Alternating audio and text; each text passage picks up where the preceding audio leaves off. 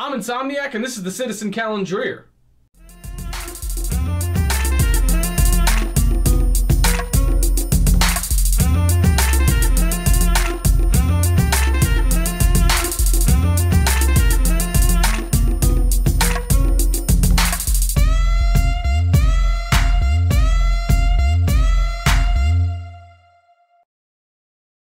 Alright, first of all, I want to give a big shout out to my wonderful lady Rosemary, who actually got me this watch about a year ago, maybe a little more. I've worn it a ton since I got it, so I have lots of on-the-wrist experience.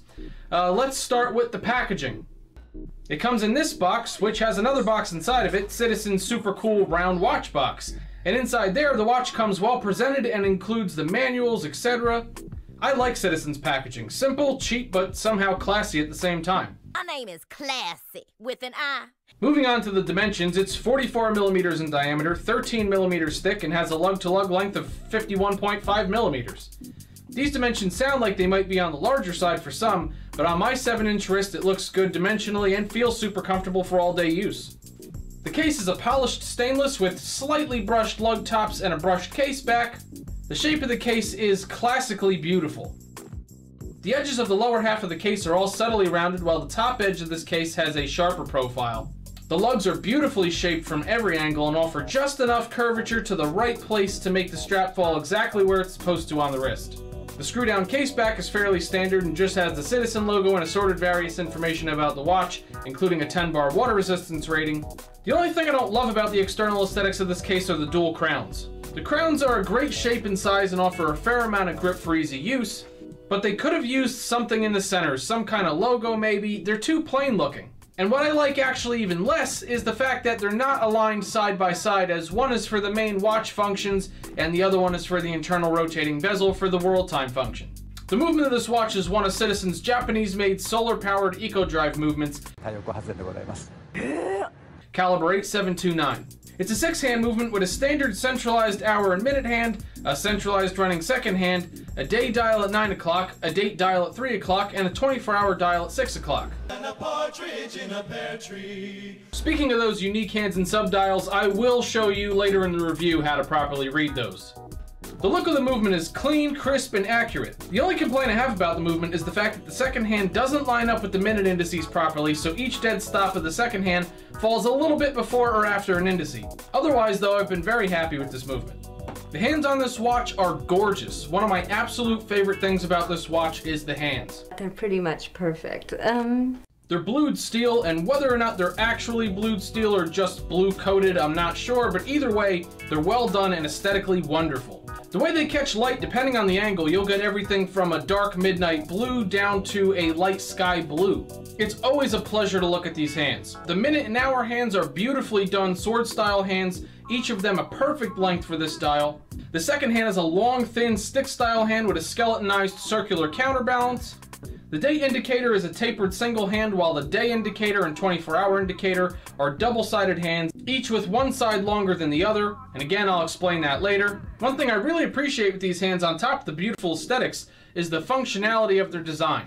The lengths are great, and they all have very sharp, defined tips, which make accurate reading of the time in various functions crystal clear.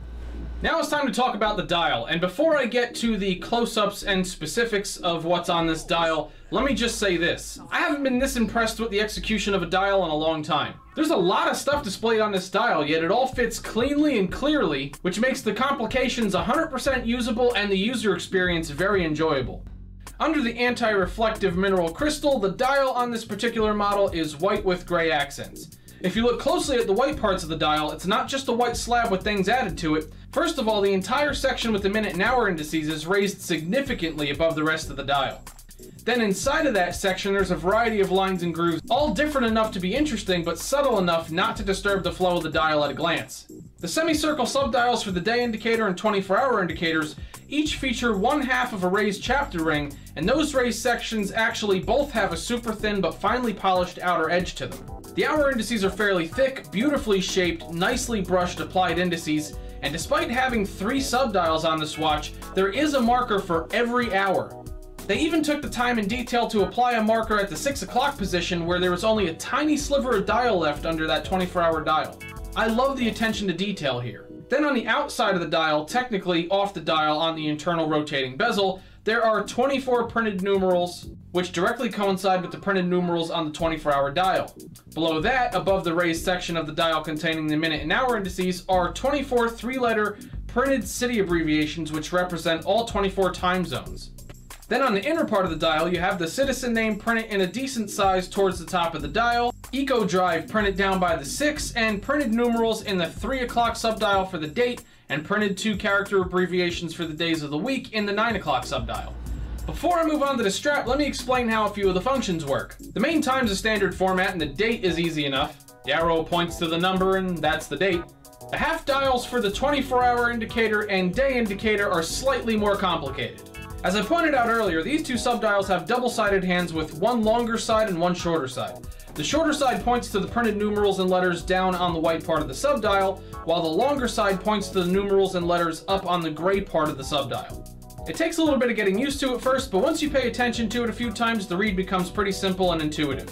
As for the main event of this watch, which is the world timer, here's what you do. First, convert whatever the current time is into 24-hour format. Luckily, you don't have to figure that out. The 24-hour dial at 6 o'clock does it for you. Next, locate the abbreviation on the dial which represents the city in your time zone, and turn the crown to move the bezel around until the number that the 24-hour dial is currently pointing to is directly above the city code for your time zone. So for example, in my case, New York City is my local city, so I see that the 24-hour dial shows 22, or 2200, so I turn the bezel until the 22 is above New York City. Now all 24 cities are aligned with their current hour. And the minutes would just be whatever the minute hand is showing on the main dial. So for example, if you wanted to know what time it is right now in Tokyo, you see that the indicator for 12 is above TYO, and there you go. It's 12 o'clock right now in Tokyo. That simple. Once you remember that process, which is literally just look at the 24-hour dial, then put that number over your local city, you see that this watch is super simple and effective for telling the time anywhere in the world. The strap on this watch is a faux alligator pattern, genuine leather strap measuring 23mm at the lugs, tapering down to 20mm by the clasp. Speaking of the clasp, I love the fact that Citizen didn't just go with a standard buckle down here, but instead went with a fully adjustable integrated push-button deployant clasp, which works really well. I've never had an issue with it. And I know some people complain about these clasps where the mechanism is above the leather strap. Stop whining. But I've worn this watch a ton and never found it to be uncomfortable, even under pressure. It works fine and it fits. Speaking of fit, the feel on the wrist and overall balance of this watch is excellent. The watch is light enough to be almost forgettable, yet solid enough to let you know that you're wearing something of good quality. I've had plenty of people both online and in person compliment this watch. It's a strikingly good looking piece, and from its classic shape to its intricate dial details and eye-catching blue hands that pop on the white dial, it gets noticed, and not in the obnoxious look at me kind of way. Look at me! But rather in the type of way that something beautiful does. It's not jumping up and down commanding attention, it has its own style and presence that you get drawn to at a glance. Last but not least, we have the Lume, which is a bit of a joke, but on this style of watch and given how much is going on with this dial, I didn't expect a super practical Lume situation. The minute and hour hands have a Lume filling as well as part of the 24-hour hand, but none of the indices have Lume anywhere, so you're basically taking a wild guess in the dark as to what time it is. In conclusion, to put it plainly, I love this watch, and it's the only non-mechanical watch I've actually ever felt that way about. I thought this piece was very well thought out by Citizen. It's comfortable, it's aesthetically pleasing, it has usable and clear complications, and it's about as hassle-free and accurate as you can get. And keep in mind that the MSRP of this watch is only $375 with a selling price that you can usually find under $300. For what you're getting here, trust me, it's worth every penny and then some. If the crowns on this watch were evenly mounted and more visually appealing, and the second hand landed directly on all of the indices, I know those are two very small things, but they do agitate me a little bit. If those two things were perfect, I would absolutely give this watch 10 Mike Tysons, which I've never given any watch a perfect 10. I honestly love everything else about this watch, so factoring in those two imperfections, I would give this watch 9 Mike Tysons, which is the highest score I've ever given a watch on this channel so far. Wow, that's amazing. It is that damn good. It is a wonderful watch. Well, I hope you enjoyed this patron-exclusive review on the Citizen Calendrier. I love this watch. I actually don't normally say this at the end of watch reviews, but I would really recommend that if there are any of these available by the time you watch this video, that you actually buy one. I think they make it in this color and a black version. There might even be a couple of strap options. I don't remember if maybe there's a steel strap option, but whatever the case may be, you'll love this watch. Yeah, that's it. Hope you enjoyed the review. See you at the next one.